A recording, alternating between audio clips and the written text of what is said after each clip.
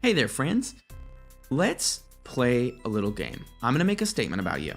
If it's right, you have to immediately share the link for this video with one friend. And if I'm wrong, let me know in the comments. And don't watch the rest of the video. Okay, it's not a great game, right? All right.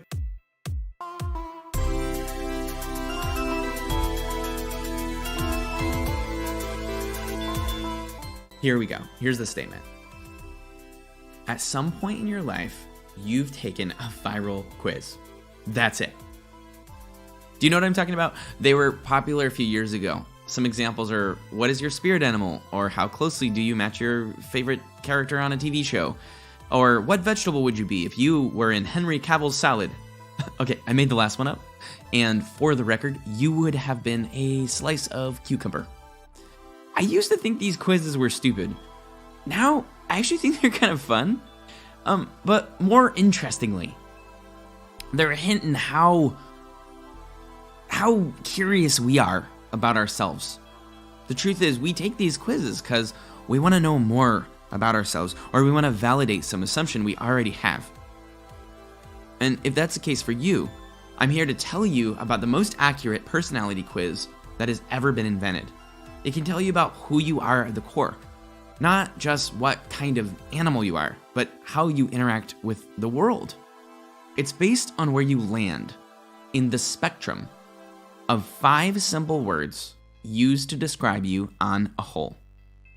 Each word is important because, according to a ton of research, they represent a major part of how you tend towards certain behaviors, how you express yourself in the world. This quiz is a peek inside of you, your greatest weaknesses, and your strongest strengths. Look, if that's all you need to hear, you want to go try it, skip all of this, get your own custom results, you can. We made our own version of the test. It's available at safanaut.com. Link in the description. But if you want more information, you want to know about the test first, here we go. Let's dive into the ocean. 5 different words that scientists chose very specifically out of thousands. These words were determined to be the most accurate representation of the domains or traits of a person. And they're easy to remember through the word ocean. O-C-E-A-N. It's a helpful acronym. Openness, conscientiousness, extroversion, agreeableness, and neuroticism. If your brain just tuned all that out, that's okay. We're gonna dig into each one right now. Let's start with openness.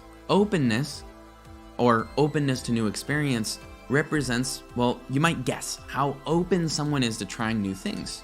Low scores in openness would be the sort of practical person who prefers a great deal of structure and routine. Someone low in openness might want to go eat the same food because they know it's good. A high score in openness is that risk-taker friend of yours, someone always trying new things, constantly listening to new music, someone who might want to ride a motorcycle.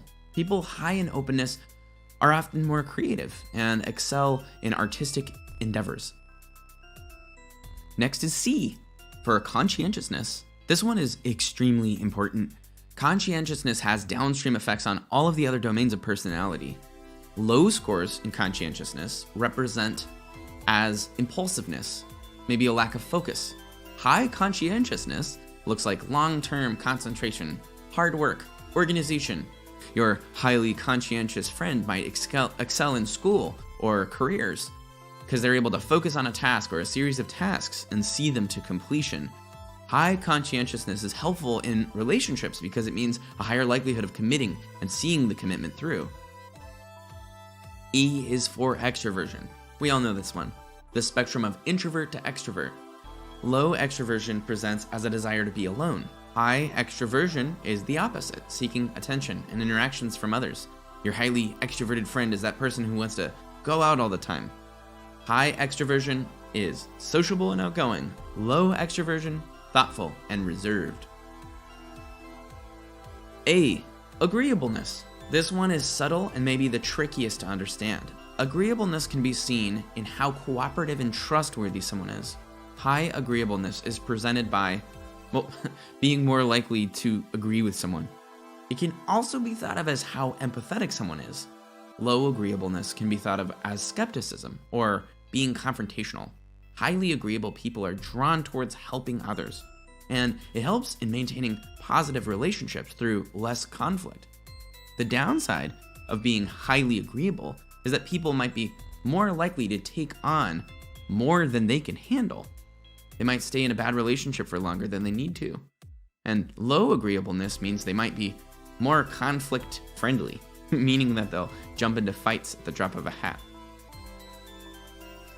N is for neuroticism. Unfortunately for us, neuroticism leads to what we would conventionally consider negative attributes and outcomes. Another way of describing neuroticism is emotional instability. Someone high in neuroticism is anxious or often prone to negative or volatile emotions. Someone low in neuroticism is often prone to calm and even temper, a less negative self-image. And those are all the attributes. You can think of this concept as character. These are proclivities, tendencies. They're frames of reference, the core of who we are. With this information comes the power to change the course of our lives, regardless of what is written in the core of our personalities. There's a whole lot more to this than what we've covered here. And the implications about your career and your personality and your relationships or your future partners, that stuff we cover on our website. And as I mentioned at the beginning, we put together a version of this test at softenaut.com. It's pretty easy. When you're in a clear-headed, calm state of mind, you answer some questions about yourself. The website calculates how you compare to a broader population, and you can check out your results. It will tell you how open, conscientious, extroverted, agreeable, and neurotic you are.